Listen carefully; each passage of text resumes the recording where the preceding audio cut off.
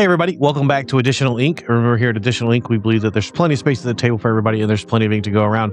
But we are doing a special reveal season episode of the Ink Tank this evening. I'm joined by Oceans, Tempest, Eric, Matt, Majo Basil, and Mark. Our guy Mark, He's been a little MIA recently because he's just had a little one, but he's joined us for reveal season. Congrats. Good to be back. So you guys catch the Lorecast today? It was a lot of fun. I thought it was a lot of fun. A lot of cool stuff. Yep. Loved it, man. Great energy. Shout out to JDZ. I love those documentaries, like the one they did with Powerline. They did another similar one. That was super cool. I love the behind the scenes stuff. Yeah, if you guys haven't seen that after you watch this video, go to their YouTube and check this out.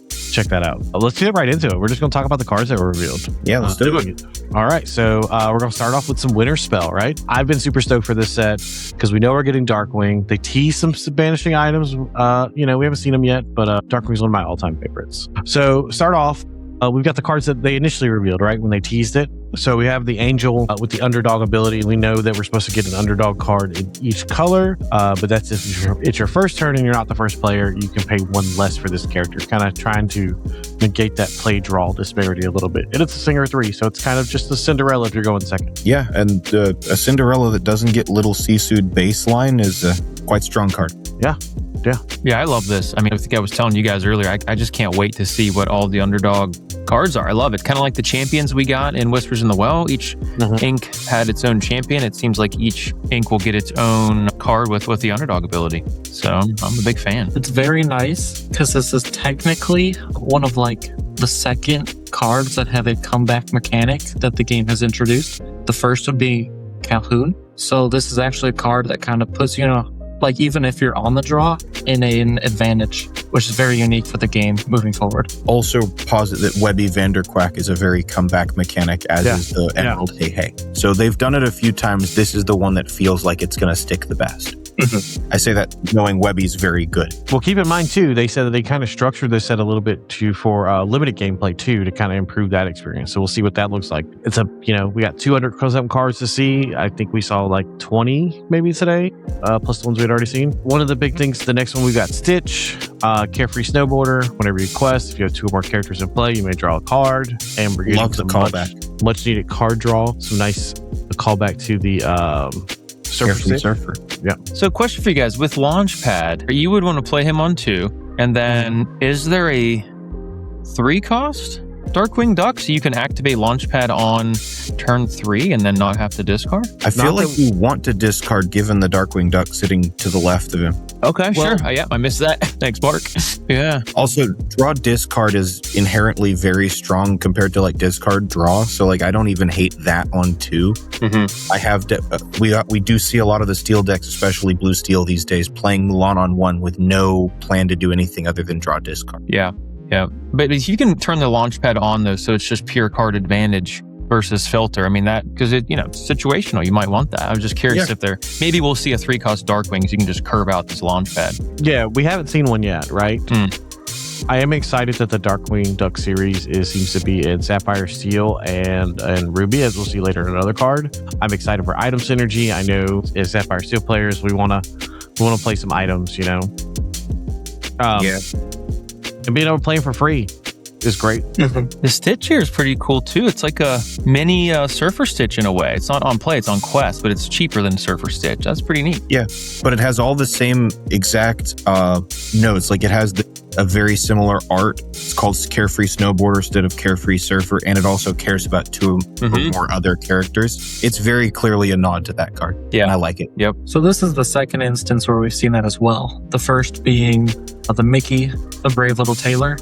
And with the new one that's been reprinted, which has the iconic, it's very similar, and it kind of buffs up to be that same character. It does. I like that. Also, Darkwing may be holding the Sapphire Spear. He might be, yeah. Or he might be just holding a gadget because he is the gadgeteer. Yeah, so we'll see. And he also has the first super tag. If they don't retroactively give Super Goof the super tag, I'm going to be very sad. No, just for Darkwing. It's fine. Did I hear them say today that Super will be relevant when we get Incredibles? I imagine that it probably will be. I mean, we got a lot of stuff coming when we get to that at the end. But I have noticed they've done a lot of balancing based on the tags, whether because there'll be cards that have an ally in one version of the character, but no ally in the other. So they're doing a lot of balancing via their tags. So it's seems to be very intentional. Yeah, Definitely. I think tags are such a cool design space. You've got inkable or non-inkable, cost, willpower, strength, lore pips, abilities, but then you have these tags that can make, a mediocre card suddenly when you get tribal with other cards of the same tag, it can be very powerful. So I love that that's sort of another avenue for design.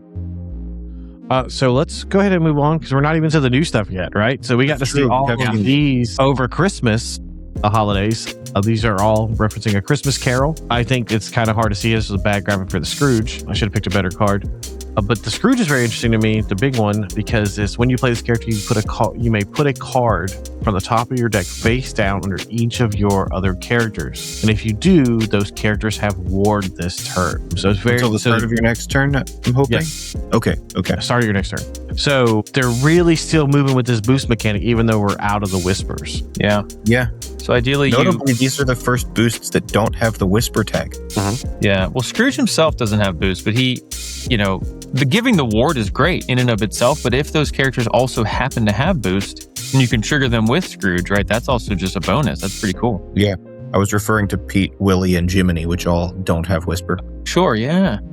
Yeah, Pete's also really cool because you can just boost him once and he's basically a draw one. Well, they did also say today that while they're not Whispers, they're ghosts, right? The ghosts are eligible for boost. Because they're thematically related, right? You're like, Whispers are kind of like ethereal, or and ghosts are kind of also similar. Okay, so that's fair. They do have the ghost tag. I guess that's close to. Yeah, it's pretty cool. I think Scrooge is interesting. Definitely need to see more cards that come out in this set and maybe the next going forward to really make his synergy more impactful in the board state. Currently, what we have, I'm not seeing him really pairing well with in a political deck, but when the cards move forward, we'll definitely see something cool. Absolutely. All right. I think the public's got a while to digest these ones, so let's move on to the new stuff. So these were revealed, the first two this morning, at the London Toy Fair by Ravensburger on their socials. The Jiminy we've seen before, but this is the epic for it. The Mickey's been shown before, but it was updated in the app today, so we have the English version of it. And then the Angel is completely new this morning. Tell me what you guys think about this Angel. This feels real interesting coming off of a Gargoyles set in Steel, where having a low hand size is sort of what you want to do because it both enables it and benefits from the same play. Obviously, everybody immediately went to Goliath and sort of the 2-4-6 that Blue Steel has been doing. But I was honestly also looking at it from the perspective of Purple Steel. You draw up with Demona, and then you don't have to get all of your Gargoyles locked off after the draw. Yeah. No, I might slam this in a Jasmine list. I mean, it is an ally. Oh, true. You're right. All the Angels so far have been. Yeah. I think if, you have a card in your hand that you really can't use, but you want to go down in hand size for whatever reason, I think cards like, the 5-cost Jasmine that gains evasive, where you can ditch a card, this card where you get a bonus from it, right? Which is just pinging something. I think it's a very versatile card. Plus Clarabelle synergies in Green Steel. I know I'm the Green Steel guy. I have been since set 4. Yeah. Yeah, it's a really cool card. I definitely think this fits more in a Purple Steel build. Currently, with the cards we have right now, Purple Draw package allows it to be the most active. So say you play this, you get your Demona, as you mentioned earlier, to draw those cards. But each turn, you could use your Dumbo effect, gain a lore, draw that card, and then ping something for 2. That's pretty good value going forward. Well, and you being a huge Fire the Cannons fan, I know that you like pinging for 2. So in theory, you could also run this with Goliath, right? So we get Goliath and this down. End of our turn, let's just say we draw 2 with Goliath. The next turn we draw 1. Then we can ink, play, discard, or we can play, discard, and then deal the damage, and then draw back up with Goliath at the end of turn. So there's a lot of things that you could do with this Angel.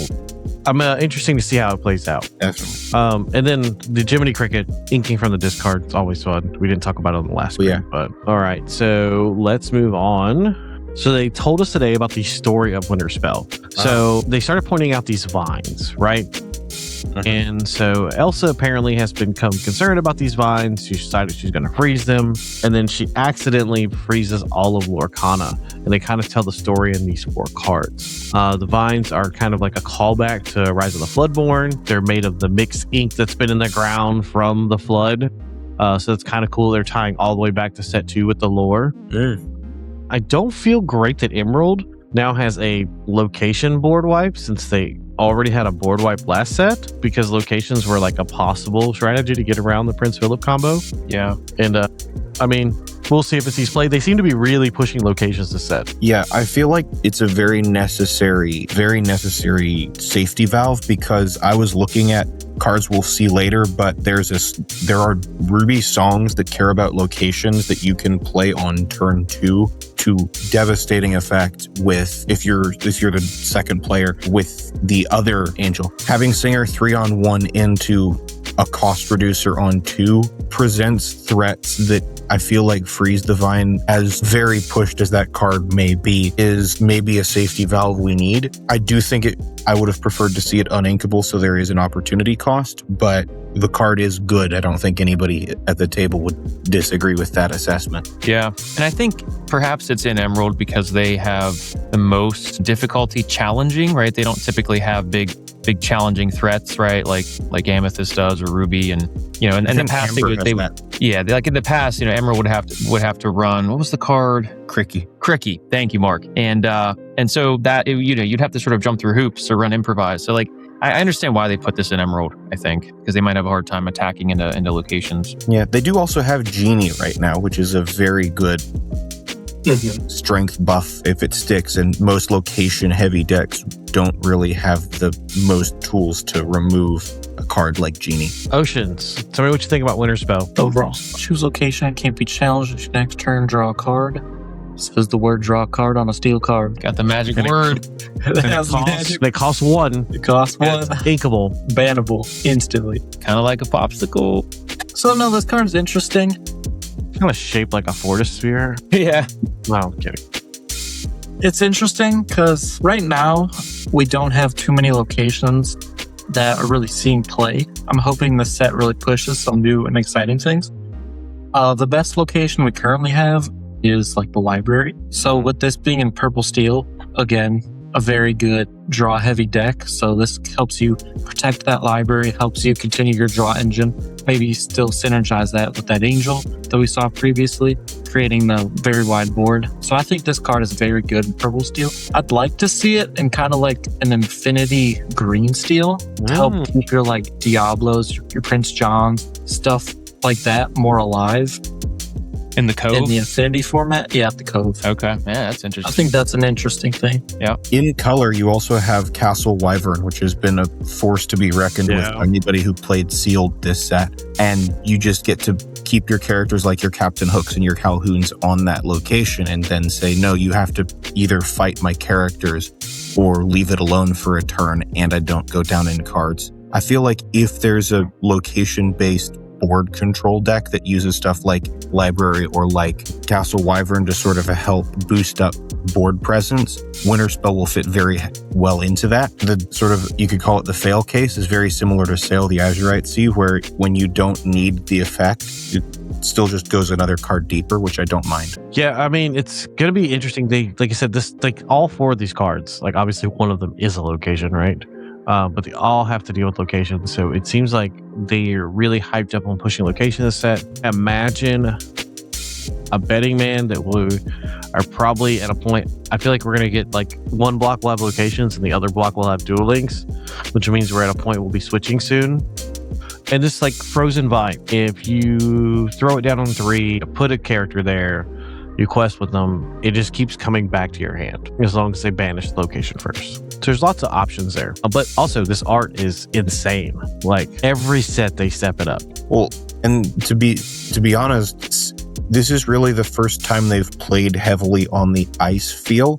I was expecting it to feel like Frozen, and it does, but it doesn't feel like it's only Frozen, and I very much like that. Like Winterspell doesn't feel like it's ripped straight out of a screen cap from Frozen or Frozen 2, and I'm very grateful for that. Yeah, I agree, Mark. That's a great point. It's off of Frozen 3. We just don't know it yet. I can't rule it out. I can neither confirm nor deny. All right, so we'll move on. We'll continue with the Elsa. So this, the Cold Never Bothered Me Anyway, showed up on the Polygon article and a couple other ones. But you look at the top 4 cards of your deck, you may reveal a location, put it in your hand, put the rest in your discard, and you pay 3 less for the next location you play this turn. So you could potentially play a bunch of locations for free off of this, either by singing this or paying the 3 ink, right? And then the behind the scenes making of the card promo that Matt was talking about earlier was this Elsa art artisan. They didn't put her in Amethyst this time. Elsa's branching out, right? Mm-hmm. They said this character's very bold, so she fit into Ruby. When you play this character and whenever you play a location, you make exert chosen character with 3 strength or less. And then while this character's at a location, she gets +3 lore. So I think there's some potential there too in her being a shift 4. Yeah, that's exactly what I was thinking. When Ruby, Amethyst, and the new Maleficent that we got the League promo for, both shift targets. You even have the play her on 3, draw a card, shift on 4, run in. Like that's big. And then you put her on, I don't know, library and she quests for 4. That's a tempo swing that most decks really have to respect. Mm-hmm. I think there's just going to be there's going to be a lot of different ways the tempo can swing, and you gotta. It's going to be very interesting deck building in the beginning of the set. Sorry, go ahead. I was going to say something really cool about this card as well is it's exerting your opponent's characters. Generally, that's a purple ability, an amethyst ability. There are a few other Ruby cards that do tap your opponent's characters, but seeing that mechanic shift colors, similar to how we saw red getting singers, is very interesting because it allows the decks to kind of morph over time to have new effects. Is Ruby becoming the new Emerald where they got a little bit of everything? I feel like a lot of that is them trying to compensate for sort of what I dubbed the Be Prepared issue, which is that the original identity for Ruby ended up feeling slow instead of the bold aggressive that they wanted, and so they're trying to give it these effects that care about strength, which is very a Ruby thing, in order to make it feel the way they want it to feel rather than trying to limit it mechanically. I mean, only time will tell, but speaking of B-Prep really quick, it was teased in the Discord, the official Discord today, that we will be getting a traditional board wipe. That's all we know. We haven't seen it yet. We don't know. Interesting. I look forward to seeing how it goes. All right. Anybody got anything else for the Elsas and the Cold Never Bothered Me? I wonder, Let It Go's got to be the song that we have with the most lines now. For sure. Yeah. I don't think so. I think it's still Be Prepared. So we have the Cold Never Bothered Me Anyway. Can't Hold It Back Anymore. Let the Storm Rage On. Let the Storm Rage On. Let It Go. Let It Go. Into the Unknown's a different song. It is. So that's 4. So Be Prepared has Be Prepared. Mm-hmm. Teeth and Ambition. Teeth and Ambitions, and Be King. I want to say I remember a 4th one, but I'm blanking on it. It might just be song. It might just be song lyrics on another card, but I know that Be Prepared is referenced on 5 cards. I just can't remember the other 2. I don't think they're actually songs. Well, we're getting there, okay? But yeah, no, it's definitely the second place if it's not first place. Okay, so next up, we've got some Lilo and Stitch of the series cards, right? So we're going to get a lot of experiments and a Stitch and stuff. So starting off with Gantu, 1 cost inkable, steal, 3/3. When you play this character, choose and discard a card. That's a big one draw. Pretty good. So, in my opinion, this card is only playable if you're on the draw. I just don't see a world in which you're on the play, you don't draw the beginning of your turn, you get 7 cards, you ink, you play Gantu, and you have to discard to essentially pay his secondary cost, and you're left with 4 cards in hand. I don't imagine he's that important to be playing on the play, right? Only on the draw, I can only see this card being... In a world with Doc, in a world where you could play 1 drop, do this, discard. Also, the other thing is in Amber, you have the Lilo. And in Steel, in Sapphire, you have the Stitch that both want to be discarded. There could be some synergies with some things to discard. If you're playing a blue steel items, with the Darkwing Duck. Maybe we're playing Infinity, right? And we're going to play a Popsicle, and then we're going to draw a card, and then we're going to banish it with a Bell. And then, next turn we're going to play a Gantu, and then everyone can complain that we have all these 3/3s on the board early, like they have been. I'm kidding. Yeah, no, there's definitely synergy. I would posit that you might as well just play Mulan. Because you're going to really hurt your hand if you're trying to get this out on turn 1 on the play. I think on the draw, the card is probably much stronger. Mm-hmm. Yeah. And next we have Dr. Bill, the infamous scientist. For each alien character card in your discard, some synergy with Gantu there. You may pay 1 less to play this character. And then when you play this character, chosen opposing character can't challenge during their next turn. We seem to be really pushing some the ability to have an alien travel. I know we had like the Galactic Council Chamber and some other stuff that cared about aliens. Lilo like was a huge one. Lilo, that Lilo might actually maybe was originally ripped out of this set. Who knows? Yeah. I think I need to see more before I make a determination on Dr. Hamsterville. Yeah, we've seen a lot of cards that have these really high costs that they're reduced, whether it's by items or there was that one Namari that gets reduced by the number of times you've challenged. And there was a whole cycle in I believe that was set 6, set 5, set 5.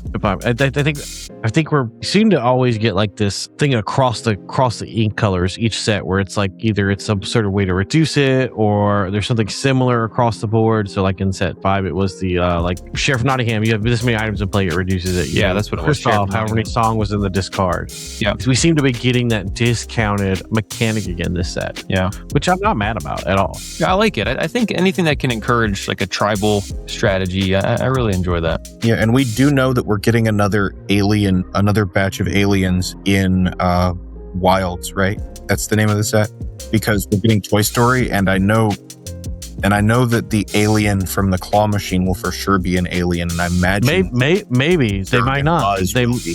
They might not give them the alien tag to, keep power levels in check, just kind of like how sometimes there's Hyrule that's an ally, sometimes they're not. Oh yeah, and then you have, of course, the synergy with Treasure Planet. So if they do give us Toy Story, that would be three distinct franchises that all give us the potential for aliens, which does need to be kept track of for cards like Dr. Hamsterville. And then we got Ruben. Ruben's a personal favorite character of mine. Ruben's pretty good. Yeah. Especially pairing with Ruby. Some people may have seen the synergy earlier today where you play the 1-drop Mulan that damages herself. You play Ruben. Turn 3, you remove that damage, and then you can shift to Mulan. You can swing into your opponent's board and instantly clear it. That's pretty powerful going second. Or just in any Amber deck. You somebody plays a turn 1 Daisy, right? A lot of decks have to chip damage into that first Daisy to get rid of it, right? Well, now you can't, because it's going to quest on 2 when you play Ruben, and then when they play Ruben and you're going to chip damage into it, then Ruben's just going to remove it, and now you're discounting whatever else they have in their hand. So it makes you really have to have that exact removal. He also curves into Snowboarder Stitch with the same Mulan line. There's a lot of potential there. Anybody got anything else before we move on from Dr. Hamsterville and friends? Can we talk about the art in these 3? Yeah, let's talk about it, man. I think it's just fantastic. We're talking about art. We're talking about abilities. We're talking about all this stuff. I want that sandwich. That looks delicious. Does look pretty tasty. Is Gantu our new weird Mr. Smee? It's uncommon. No, it doesn't make Mr. Smee better because he's a captain. Man, yep. Actually, and Piglet. So Black Heron was last set, right? And she cost 2, and she was a 3/3 lesser one. As was the Shirkan. Not quite power creep, but side. Yeah, it's a different resource you lose. But no, this art is awesome, and I can just hear the voices from the animated show as I'm looking at these cards. Absolutely, My big thing with this set is I hope they bring in a lot more experiments, because the show opened up the avenue for so many really unique characters. And I'd love to see specifically Kicks, like that 4-armed guy who's on fighting. I think he'd be really cool in this. I'm not gonna lie to you. I want Leroy, and I just love sci-fi creatures. Like when I'm watching a sci-fi film or a TV show, I like to learn about the world and the creatures that are there, like an Avatar and stuff like that. And the experiments and them all being different kind of hits that itch in my brain where it's what does this one do? What's its ability? Right? Absolutely. And I just killed the vibe, but we'll move on. I just haven't seen the show. All right. So these cards are interesting. So we have 2 more cards that tie into the Christmas Carol, and then we have another boost card, but they all have boosts. I am potentially very scared of this Donald Duck. I think it's got some crazy potential. But the Genie, it is a boost 1, and he gets a lore for every card underneath him. So that can snowball really quickly. Plus, you have a lot of other cards that like to put cards under things so he can boot. You can play him, you can boost him, play something else, boost him. And we'll slide over to the Donald real quick. Whenever you use the boost ability of a character, you may put the top card of your deck under them face down, so you're double boosting. So if you curve, let's say you wait to do Genie on 4, you play on 4, you boost it once, you play Donald on 5, and then you boost it again. Now you're putting 2 more cards. All of a sudden, that Genie is questing for 4. That's a lot of lore. I was also looking at that Donald for maybe like a green-yellow Simba deck, because Simba's felt close, the Whisper Simba that does the Mufasa effect, and doing it twice instead of once might be what pushes that to actually be worthwhile. Whoa. Godmother. Oceans. Yes. Double Godmother trigger? Actually. Because isn't she a 3-drop? Yeah. Pretty nice. Double Godmother. Godmother Mill, I think we have an idea here. Because the thing is, then you can also they sing together beyond the horizon to really just send them through their deck at lightning speed. Wait. Let's high roll here for a second. Let's get a Godmother down and 2 Donalds. Yeah, they don't have a deck anymore. It's great. We're shotting everything. And then when they finally do get rid of the Godmother, it doesn't matter. We draw 7. I think Godmother's ability is once per turn. I think. I'm pretty sure. I've had to look at that. It is. All boosts are once per turn. Yeah, I think the inherent boost on any card is once per turn, but if you have another card that triggers it, right? But I think her ability might actually be once per turn. Sure. Okay. Give me like 2 seconds. I want to double check that. I think all 3 of these characters are pretty strong. Mm-hmm. The really cool thing is they all have 4 willpower. So it is all able to be targeted by the hurl, which makes them in a spot where they're not like overly powerful. They all have like reasonable answers to them. Godmother is not once per turn. Godmother is not once per turn. You could do Webby shift into Godmother into Donald. I may have to play Green Steel again. Just when I thought I was.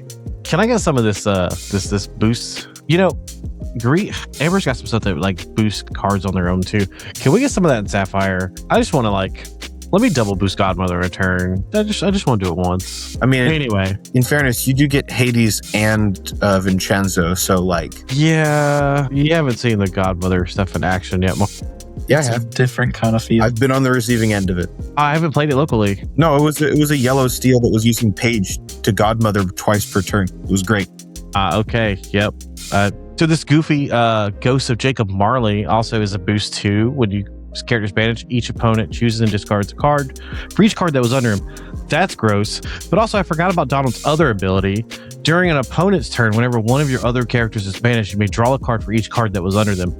So while you're double boosting your stuff, you're turning it into card draw. Yeah. I don't like it here. Yeah, I mean, it's very similar to how some of the Amethyst decks can do when they boost a card, then they can bounce it, right, with, say, a Madame Elephant or Olaf. You know, that's super cool. This is another way to get those cards back. Mm-hmm. With proper sequencing and, kind of planning out your lines. I like that. Yeah. Notably, it's not those cards, but it is still that amount of cards. Sure.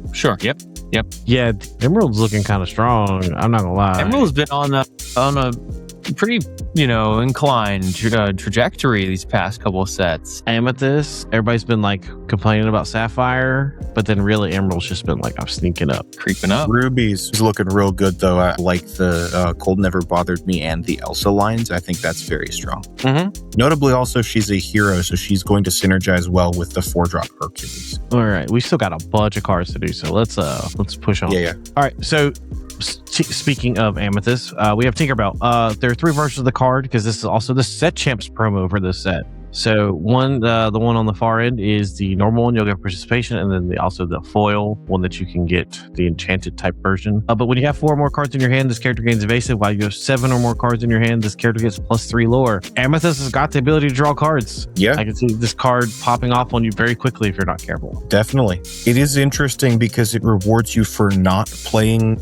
cards, which I find a very interesting bit of design space, but I like it. It gives you a reason to hold back. I think this card's very good with second star, because out of nowhere you're like, oh no, she's a 3/3 quest for 1, and then boom, now it's questing for 4. You didn't plan for that in your turn. That's pretty And common. also they have a full hand to refill when you do deal with it. And this is our first look at the enchanted style for this set too. It's kind of got this paper crafting. I don't know what this is called. It reminds me of the Yoshi story, Paper Mario, paper crafting. I don't know what it's called. I'm sure there's a name for it. I don't know what it's called. I want to say paper mache, but I know that's not right. Paper mache is the stuff with the glue and you put it on the balloon, right? Wasn't there a gift box that had some alt arts? It kind of reminds me a little bit of that. I remember there was I feel like I've seen this art on Lorcana cards before. Not this exact one, but this very two-dimensional layered paper style. The sets, Arcasia's Island, some of the enchanteds like had that stained glass look. That's kind of what they're going for. So some of them kind of looked like this just a little bit. Yeah, I think. Really cool. I also feel like with this Tinkerbell, I mean, that 7 or more cards in hand. I mean, think about it. The past meta, I mean, and maybe, onward as well. Like, it's really hard to have that many cards in hand. It's really risky to have that many cards in hand. So it's going to be tricky to activate her. If any color can do it, though, it's Amethyst. It's true. I agree. We're dropping Dumbos down. Oh, look, now I have 4. I drew a card with Dumbo, so now I have 4. So now she's evasive, so I'm going to activate her to draw another card. That is fair, actually. I didn't even consider that she turns into another Dumbo draw. Yeah. So 4 more cards, she's evasive.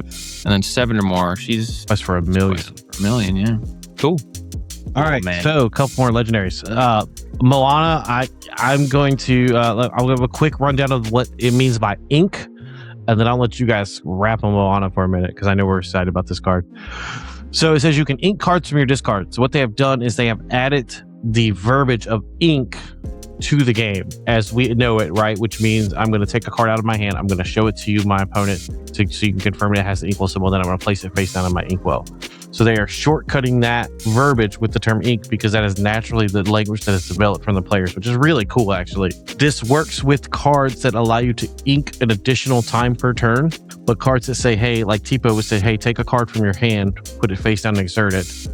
It does not work with. But like Set One Bell, Sail, you are allowed to use the discard as a resource to choose your ink, and the card must be inkable still. Interestingly, if you sail, you can then ink the sail from your discard, which is synergistic. Pretty good. Yeah, it's pretty good. That didn't take that long for that secret to get out. But yeah, absolutely. Yeah, she seems very powerful. I mean, as a Sapphire player, like, was super excited to see Cinderella and the Whispers in the Well. Now we got Moana. And she's a princess. Exactly. It takes the ramp, mechanic and identity even further, and it synergizes with Cinderella. I'm over the moon about this card. I'm excited because we finally have a very strong Moana card in Sapphire. I've been asking for this for a while, and we finally have it. Previously, we had Tamatoas, both very strong Moana-based cards in Sapphire, and now we get to see her herself. I'm very excited. I'm telling you, if I ever play a theme deck of it, I'm just choosing Moana. Yeah, And you get the half shark. You get Maui, you get half shark. I'm going to play Sapphire and Ruby. So I would argue that we have had a pretty good Moana-based card, and I don't mean just the movie in Sapphire. From how far I'll go from the past rotation, that is her song. Yeah. Well, I mean, but he's talking about Moana on a body. Moana herself. That's fair. So super excited about this Moana. I know they're going to do an update to the rules document to add in the verbiage for inking and all that. And then we also have this Pocahontas, right? Character debut this set. Shift 3. This ability is crazy if we ever get a 1-drop. When you play this character, if you use Shift to Player and none of your characters have challenged this turn, other characters can't challenge until the start of your next turn. So we're just going to shift this and we're just going to quest out and there's nothing you can do, which is exactly what I don't want dogs to be able to do. Pretty scary, for sure. That's going to make dogs a very real threat in Infinity because they're just going to start playing, the morph. Because they'll have the shift lady, they'll have the shift tramp, and they'll have the shift Pocahontas. And I mean, absolutely in Infinity, but even in core, like, it doesn't matter. And she's a big, like the shift button to sync the songs that they run. Yeah. Right? Definitely powerful, yeah, for sure. But super stoked to see a Floodboard Princess. We need more of those. And these are the two, and you might be getting to it, Jeff, but these are the two iconics as well, right? Man, you read my mind. These are the two iconics for the set. Look at them beauties.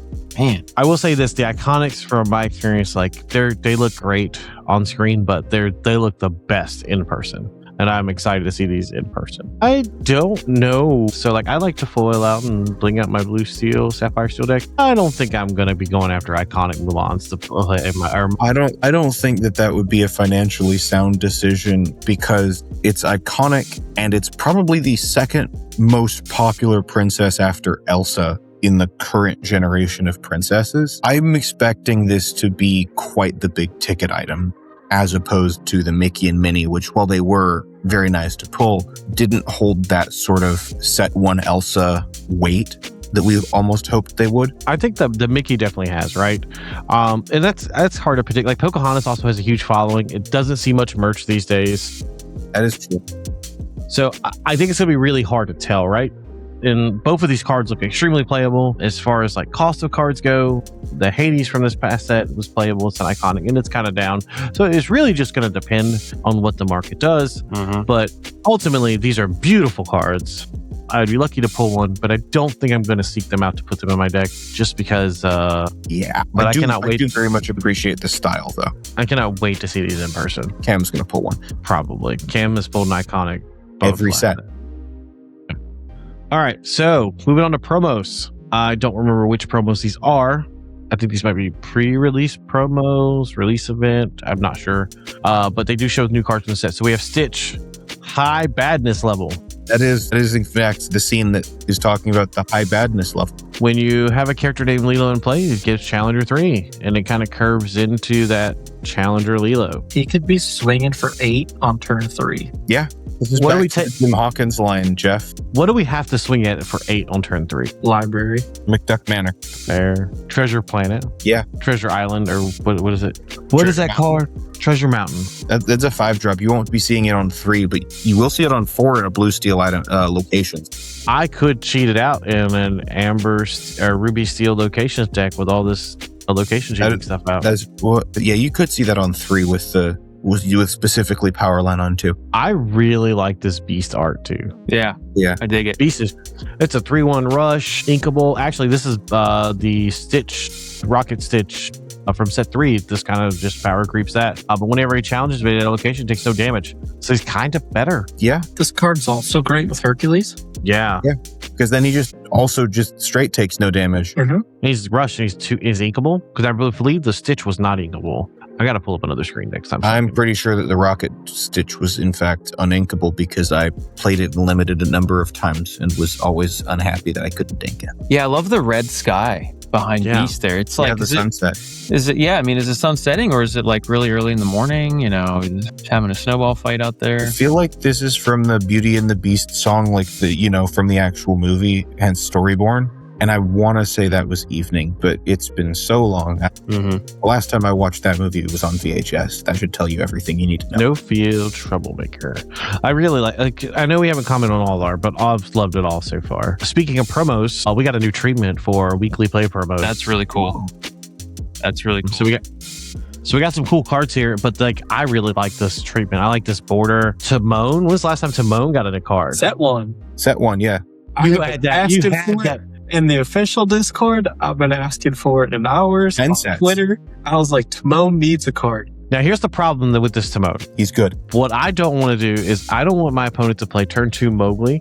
And then I don't want them to play this Timon on 3. No, it's worse than that. They're going to play turn 2 the duck, the Duel Link Duck. Ludwig von Drake into that. Ew. There will be a deck that wants to do that for sure. But I think this Timon's good, and I think being uninkable is completely fair. He's very for the ability. I'm excited about this Grandma, man. Come on now, Grandma Tala. Let's go. Look at that. Yeah. Player 6 ink. Yeah. I mean, it's pretty reasonable in Sapphire Steel to get to 8 ink. Pretty common to, especially nowadays, right? Maybe you get to 9, 10. I mean, man, imagine playing her for 3, 4, 6 quests for 2. I love that. Yeah, I'd have to do the math and see the earliest we can get her out, right? Because on turn 6, a 6/6 that quest for 2, pretty good. I don't even think I wouldn't necessarily even be inclined to rush to her. It's just, to me, she feels like a pretty cool card because late in the game, maybe you got Goliath out. You typically can only play one big bomb a turn, but she can, with all that ink, she's going to be coming in at a huge discount. Maybe you can play a 5-drop plus her. I mean, it's just, it seems really cool to slot her in. Well, it reminds me of when I was playing the Sheriff of Nottingham, set 6. You didn't always get in for a discount, but just a lot of times you did because you were just playing items out. And before you know it, sometimes you'd be like, oh, I have this in my hand. I can play this for 3 and still do other stuff. So she might be a card kind of like that. And also she's got that Mentor tag, which is a pretty rare tag so far in Lorcana. Yeah. All the Grammatalas have had it so far, but the cost reduction needs to be very much watched out for because, as Jeff can attest, I have definitely played double Ward Robin Hood for 1 ink each against him. Not fun. That's why we play Arthur. Yeah, it was in fact, I was the reason you started playing Arthur. So we have another Underdog. card. Mm-hmm. I like it. And he's evasive. Yeah. 2/2. Pretty good. On the Or draw, he's just a better Pegasus. Yeah. Yeah, it's huge. And on 2, on the play, he's just the no upside Go-Go Tamago, which we play on 2 sometimes. I just love this Underdog ability because it's not like, Mark, earlier you mentioned a lot of cards that, and you as well, like Tempest, like Calhoun, or like the Hey that's in Emerald. They're definitely better for when you're on the draw. They help to break the parity a little bit. But like this card is very explicitly written. It's like, if you're on the draw, this card is just outright better. So they're just like coming out and saying it, which I like. It's sort of like a meta, awareness thing. I like that. Yeah. Before we talk about Eliza, Okay. to Oceans, what are the odds we got a Pumbaa card? Man, I hope so. He's in the flavor text. He's in the flavor text. He hasn't He's been coming. reprinted since set 1. I feel like they have to have some synergy together, whether he's a 4-drop or 2-drop. I definitely think it'll be around that category. Okay. This is Eliza Maza. Transform Gargoyle. Monster. First off, we have the Stone by Day ability that we're familiar with in the last set. And then we have Forever Strong. Your character's strength cannot be reduced below their printed value. This is kind of weird. So it's like an anti-coil tech in the color that's going to play coil anyway. So I guess if Ruby Sapphire gets really popular, then they've got their mirror breaker card. There's also a lot of Could you imagine? Amber-based cards Yeah. that also reduce strength. Moon That's true. Lullaby, Lost in the Woods being the 2 most prevalent. Better in core constructed. Yeah. That's a good Keita's point. illegal. But could you imagine a Ruby Sapphire mirror where they're both playing this card to stop the cost reduction, the strength reduction from the other one? CC Miserable. just kind of looks at it. I love it. I mean, this is a very solid card. What is actually the rarity on that? We don't know. We don't know. We don't know. Because The rarity on that is promotional. it's definitely right? It's definitely overstated. A 3-cost inkable 4/4, and it has an ability. So I would imagine maybe like a rare at most. yeah, Could be just a really good uncommon. yeah. I think the Stone by Day is also, it's in theory a detractor, right? But It is. you can play around it. So She's also a detective, so we can run Ruby Sapphire detectives. yeah, she is. Get her off of a Judy Hopps trigger. Cool. She does fit the similar trend we've seen with other gargoyles where they are very big statted. Yeah, true. That's Because true. they do have that negative of being able to lock them. The gargoyles Yeah. are big. I mean, Demona's like a 1945, right? She's like 19 strength, 45 health. I'm kidding. Are we making boxcar jokes now? No. Okay, good. I randomly chose numbers and then I realized it was an unintentional thing. It was almost 1942, but then I don't know. All right. Doesn't But make- I love these promos. I'm excited to get my hands on them. I'm excited to see how they look foiled. And I am looking at this, honestly, like this white rabbit art. I like the background. There's like this little hidden objects in it. And the Timon looks like something directly out of the Timon and Pumbaa TV show. He's surfing. Yeah, and I really hope, and these are for League, right? These are League promos. Yeah. I mean, I really hope that this new border, the new treatment, like it'll get people to come out, right, and play at their LGS. It's just Well, remember last set we got the I think I might have some with me. Last set we got the like the dew treatment that where they were all dark. Mm-hmm.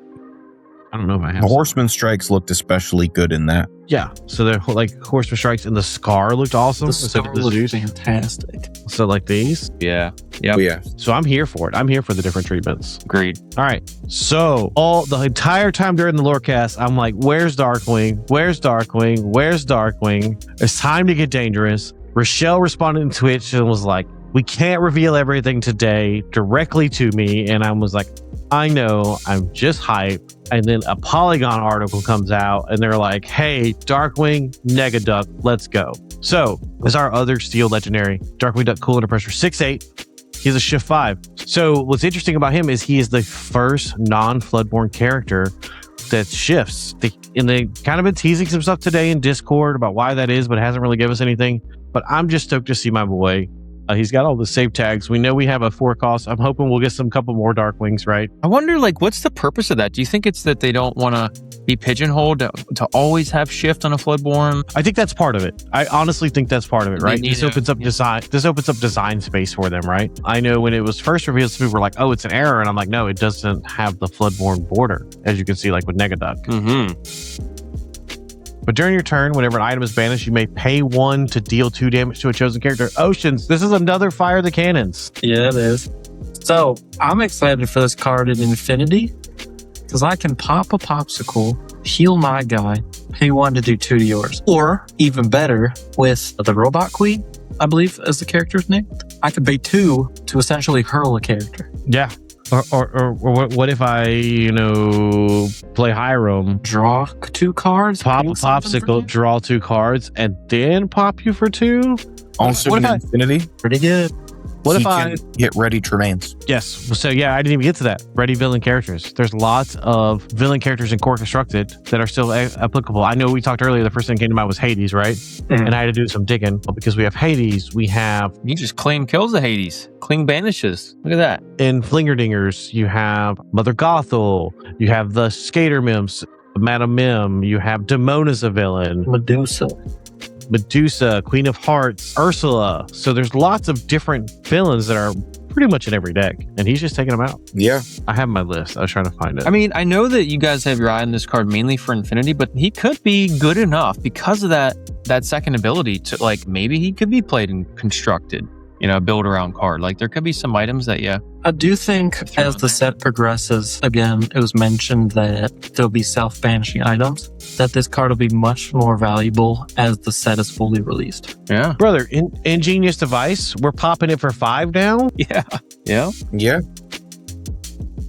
I don't know where my list of villains is. I sent it in a Discord message. I mean, Hades, that's just one off the top of my head, right? It's like he's all over the meta. He's not going anywhere. Every Sapphire deck is going to probably play some amount of Hades. And Darkwing Duck can just banish him. No questions asked. John Silver, Captain Hook, Pete, Headless Horseman, 80 Tamatoas, Scar, Maleficent, Black Heron, Namari. Yeah. Maleficent, Helga, Sinclair, Jafar's, all of that stuff. That is super relevant. But also just Darkwing. I want to see more cards. I'm excited that one of my favorite franchises has fallen into the color pairing I like to play. I need more. I would have been okay if the entire Lorecast today was just Darkwing and they didn't show us the story or anything. And Oceans, you've got 2 cards that do Fire the Cannons. Yeah. I'll be having a grand old time. But it's not as fun because I used to throw the Fire the Cannon and be like, pew pew. So you can pick the eye. Yeah. I think we should talk about Negaduck for a second. So this card is interesting because it has the same ability as the set one Aladdin. So they're just recycling that back into core. The same stats too, right? The shift bigger was? The shift Aladdin was a 5/5 quests for 2, had double the lore drain. Yeah. It costs 7 normally. Okay, so you got a little more stats. We don't know what we're gonna get. Sorry, Oceans. I just thought about the Shield of Arendelle just got better, and that's legal in core. Yeah. So it'll be interesting to see where our shift target for Negaduck falls, because post rotation we don't have a lot of 1-cost shift 3. I believe we only currently have 1, and it's Captain Hook. Tinkerbell. Ruby Tinkerbell. You have the 3/1 in Ruby for 1 into 3 cost 5/3 quests 1 also in Ruby, both inkable. No, I'm talking about that it has a Floodborn that shifts for 3 where there's a viable 1-drop target. Yes. Tinkerbell. I'll have to look. Nick Wilde. Okay. Yep. I believe you, Mark. I just don't play Ruby enough. Aurora. I thought we lost the 1-drop Aurora. The cost reducer? That's Fabled, isn't it? It has an app. But they're not in the same color. I'm talking about in the same color. Okay. Yeah, no, you have the Ruby, the Tinkerbells are both in Ruby. Yes. So we do have the Tinkerbells, and you do have the Captain Hook, right? But we don't have that many of them, right? We don't have the Robin Hood anymore. We don't have all that stuff. So it'll be very interesting to see. But I'm super stoked. I want more. And this art looks like it connects too. Honestly, I should have just slid it over. I feel like there's a 3rd card in the middle that we haven't got yet. Could be. Oh, I had to click this so I can. Oops, my bad. All right, we're gonna move on. My bad. So these were revealed on the disneylorcana.com under their Winterspell article after the Lorecast was over, showing. First off, that enchanted is crazy. I'm gonna have. And what a card! Beautiful. Ohana means family, right? Remove all damage from chosen character of yours. Draw a card for each damage removed this way. Unlimited. Yeah, it's not up to 3, which is wild. That said, you also don't get a 2-quester at the end of it, so. Yeah, but it's you could draw potentially 5, 6, 7, 8 cards off of this. I'm sorry, I've been hanging out with Josh. I have to do that now. You said 6, 7. Sorry. Yeah, definitely a cool card. Another playable Pleakley is very cool. I do appreciate in this set they're giving a lot more draw to Amber specifically. I definitely hope Steel, Ruby, and Sapphire get more draw as well. But this really fixes the niche that Rapunzel kind of lacked, or without Rapunzel where Amber lacks. Yeah, she left. So this really gives a lot more like aggro decks, hopefully some Steel Songs, maybe some more of Sky's like McValue deck. Hopefully those get to see back into the meta again with this new Ohana meets family. Yeah. It's just more aliens, right? We can see some more experiments previewed there on the Jumbo card. But it also has a cost reduction for each character you have in play. You pay 1 less to play this character. And then when it quests, you may remove all damage from chosen characters. So we're getting a lot more. I feel like Amber used to have more damage removal, but I feel like it got less after rotation, but it's getting more. Maybe we play Amber, Sapphire, Aliens, and Grand Pabby. Yeah, maybe. Matt's like, nah, we're not doing that. There was his reaction was just, nah. I'm just stuck on Ohana. I mean, what a good card. And that enchanted is wild. That's gonna be a chase for a lot of people. The ugly duckling scene is crazy good. A little bit of lore here, right? Like Pleakley's flavor text is a basicness. A storm has created all sorts of new forms of life. I'll call you Avis frigida. About the snow ducks, and then they're all over everything else. And the snowball fight. Each opponent chooses, discards a card. If you got a character with evasive in play, you gain 1 lore. We could be reaching a point where do we have a critical mass now of discard synergy? No, I think so. I think Sudden Chill was probably like too strong because it was a song, but no, between Mowgli, Sudden Chill's still in. the was it Timon or Pumbaa? Timon, yeah, and now Snowball Fight, Daisy Duck. There's a good amount there. And now, you've got Ohana means family. You don't have Prince John with Ward, but you can draw cards with Ohana. And could be something there. Yeah, it could be. I do think that Prince John was sort of the glue that held the discard deck to a level of power that made it unfun for people. It wasn't 2 weeks ago when my opponent got greedy and played 3 down and I spooky sided them all to his Inkwell and he lost the game. Hey, you've played a lot more I'm just Infinity kidding. recently than I have, and when I have been playing, I've been playing exclusively red purple. Yeah. But it's an unsinkable Sudden Chill, and you have the potential to gain some more off of it. It's not necessarily bad. I can see this in a green-purple shell, especially with the pull the lever Yeah. combos. Yeah. You know what deck this also goes in? Emerald, Amethyst, Enigmatic Aggro, Inkcaster. Inkcaster, yeah. Inkcaster. I can see. Because they're already on the turn 1 Pegasus. Yeah, I mean, also just this art is great again. More great Lilo and Stitch art. All right, so that is all of the Winterspell card reveals for the day. Now, card reveal season is just starting. They released the schedule for all the content creator reveals. We know there's more coming up. We will keep those up. But we got a couple more things to cover tonight, and then we'll be out of here. So we got Wilds Unknown is the next set coming up. Pre-release is May 8th. So this confirms that Indianapolis is going to be 2 sets away from what we currently are with Infinity, which kind of makes it hard to prep for. Yeah. We can build shells. That's basically all we can do. I think we can get 55 out of 60 cards pretty consistently, and then just have to figure out what the last 5 would be. But we could try some weird synergy stuff like that, right? Experiment. But this is going to introduce Pixar, right? And with that, they showed off a bunch of new stuff today. So we've got the new 2-player starter sets. These are going to come with 2 decks they said they developed them together to be fun to play against each other. Some of the cards in there'll be a couple cards that have the special rainbow foil treatment because they're getting away from the single player decks they've been doing, it seems like. Super Goof, Mark, it will be a playmat. And then we have Merida from Brave. Yeah. Very cool. I know a couple people that are definitely picking up that Super Goof playmat. And then we have the pre-release packs that will be coming out that are designed Right. to play Yeah, they're limited. doing custom. The pre-release packs will come with 6 packs, a random postcard, and 1 of 6 random promos. And there's a look at the inside of the 2-player starter set. So not only are we getting Toy Story right off the bat, we're getting The Incredibles, right? Oops, the wrong way. So let's look at that. Can we go back a second? Yeah. So something interesting is the lore counter design is different now. Yeah. I noticed that too. I'm also Also- a fan of the pre-release packs. I think anything that can make it easier on an LGS, it's just everything is like pre-packaged and it's, there's no special you don't have to just give out regular boosters and then have to, to deliver special rules or anything like that. It's just, this is a pre-release pack specifically for, that event. I like it. Keep it delineated that way. Absolutely. Do we know if the promos will be able to be part of your deck, or if they will be just you get them and keep them? No idea, but I Okay. do know that the pre-release packs will be a standard after this set, from Wilds Unknown onward. That's good. So, and it seems like the 2-player starter sets are going to be a new thing they're doing as well. If you were to zoom in on that packaging right around here, I can't do it here with my current setup. You see Frozone as well. Where's my super suit? Frozone. Love The Incredibles, man. All right, so we have Buzz Lightyear on the way. When you play this, when you pay 2 or less to play a non-character, you'll draw a card to discard a card. When you pay 2 or less to play a character, you deal 1 damage to chosen opposing damaged character. So if we're playing a 2-drop or less, no matter what it is, we get to do some things. That's interesting. I like that. I think this card is insane in dogs. It sets up massive go-go's. Starting to get to the point where I can't wait for them dogs to rotate. We got the Queen. It's 1-drop 2/1. Opposing character is damage +2 strength. So it could be a 4/1. Yeah.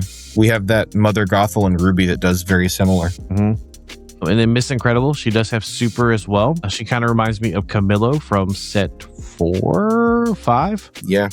The start of your turn, you have to choose. This character being the base of the start of your next turn, or this character gets +1 lore this turn. And then we have Jack.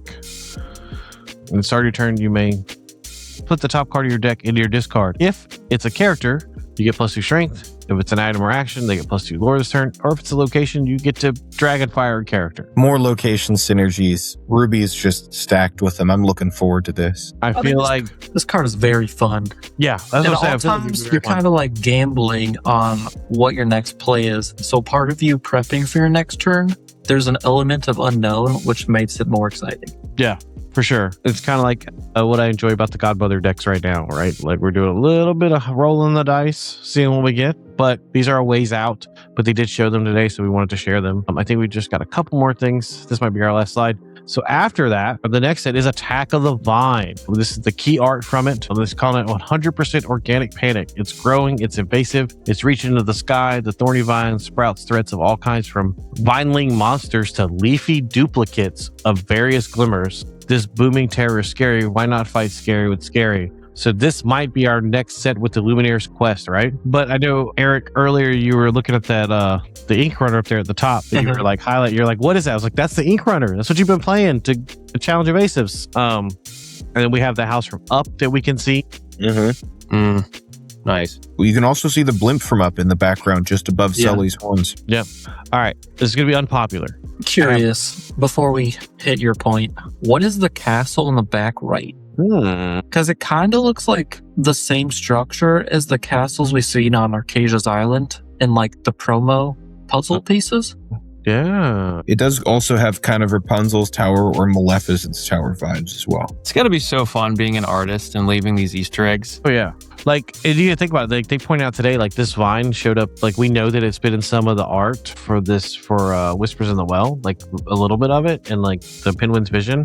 And even, like, back in set 1, Detective Mickey had, like, the seaweed from Ursula leading up to set 4. So, like, it's kind of neat how they, like, hammer all those things in. I have a probably unpopular opinion I'll share, and not that it really matters. I love that we're getting Pixar, and I'm super excited for it, but I am afraid that once Pixar hits Lorcana, we're going to see a lot less classic Disney or like the niche characters like Darkwing. Like, I know we're getting Darkwing now, but like gummy bears, those kind of smaller characters, because Pixar is so all-encompassing, right? Like they've already announced, like we're getting Turning Red, and these next two sets seem to be after Winterspell seem to be focused mainly on Pixar, right? That's just my fear. Who knows? But maybe it's just we'll get a year. Could happen, could not. Probably won't. But I think it'll spice up the theme decks, and it'll allow players who have like favorites, for example, like Monsters Inc. Someone who loves that, or The Incredibles, now they're going to be more enticed to get into the game. And so it really brings a new avenue for collectors or players to see their favorite characters. And I'm sure we'll get a set that's cost focused and racers and all that. And I'm excited for it. I just don't want there to be like less attention to the other stuff. Does that make sense? I want to spread the love. Like you got people that want park stuff in here. If we're all in on Pixar, we can't do that. Coco's coming. That's awesome. I'm super excited for Coco. Love that movie. So good. I think Coco's going to be a big set. That's going to be a popular set. I'm just hoping for Finding Nemo.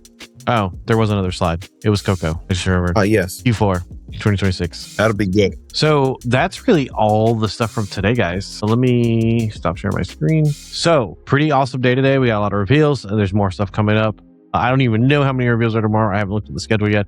But, in the next couple of days, we'll do this again. We'll go over everything that's been revealed. Any thoughts from each of you on what we saw today? I'm definitely playing a locations deck, at least just for fun at League. It looks like a blast. You do that every other week anyway. No, that's Asia. Don't. That's true. That's fair. It comes from your household. You're right. It's my collection, but it's not me. Y'all show up 2 decks. From what I've seen so far, I feel there's 2 real powerhouse cards they've shown, which would be the Pocahontas and the Moana. Mm-hmm. I'm definitely excited to see the powerhouses that get brought into each color moving forward. But those 2 really stand out for me right now. Yeah, for me, I'm most excited for the Underdog stuff. Those explicit mechanics to make, the break the play draw disparity. I'm pumped. Can't wait to see what the Sapphire and Steel Underdogs are. Oh, yeah. Yeah. I'm excited to see, like with the Moana and the Jiminy Cricket, kind of figuring out if we can ramp in a different way than what we have been doing, because we got a couple sets that we're losing Tipo and Seo. So I'm kind of on the lookout for that kind of stuff. My mind's already there thinking about next rotation. Yeah. We're going back to One Jump and Mickey. One Jump and Mickey. I was looking at we're building Greatstone Dragon at home. No, Moana's definitely better than Greatstone, I think. I think that being a character does open her up to a lot more than Greatstone, just because in a meta with minimal items, Greatstone was phenomenal. So think about it like this. Moana is basically works out to be draw an additional card per turn. So does Greatstone. But Greatstone comes in Exerted, and I have to play Greatstone. But I can play a body that can sing songs, that can challenge, can do all this stuff. So if I have Moana in play, and I've got cards in my discard that I can ink, I don't ever have to ink from my hand again, which I think is just invaluable. But Greatstone's also not going to be legal in Core Constructed. Moana is. So it's not super. It's apples and it's apples. Mm-hmm. But that being said, guys, before we get into a super deep debate, because I know me and Mark can do this for hours, we're going to sign off so everybody doesn't have to hear this. Remember, here at Additional Ink, we believe there's plenty of space at the table for everybody and plenty of ink to go around. Thanks for hanging out with us again here on the Ink Tank. We'll do this again in a few days throughout reveal season, because we want to just talk about the cards. If you haven't yet, like and subscribe. If you're new here, we hope you come back. If you've been here for a while, thank you for checking us out. Y'all have a good night. Good night.